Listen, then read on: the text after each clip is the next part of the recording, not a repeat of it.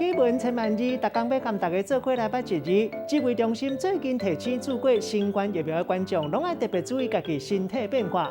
今仔日要甲大家小解这一字，咱做伙来看到，这字就是身，身体身，身就是咱躯体的意思，像咱讲身躯身体。家己咱讲本身亲身，另外物件主要的中心或者是主要的部分，咱讲车身。腹肚内有囡仔，咱讲有身啊。身份甲来历，咱讲出身。另外这一字也有一个音较特别，读做先，也就是算数量的单位。一般咱看到大家拢是写新鲜这字先，也毋过伫过去的字典无看过这款的用法，字典拢是写这字新。读做先就是算人、算翁仔，也有算牛仔的单位。像咱讲一身人、一身翁仔、一身牛仔，嘛有人读做一身人、一身翁仔。带大家做伙来小解两个词。头一个读做男性命，代表讲体质较无好的人，常在破病，也有人讲牺牲难得。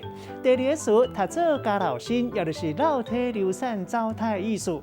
咱用一句话来举例，甲这两个词夹做伙。譬如讲，伊自细汉就男性命，有心烦恼讲的家老身，卫生单位通知去注疫苗，伊就赶紧去，好好啊保护家己。今仔日小解这一字身，另外一个音读做先，提供予大家来参考。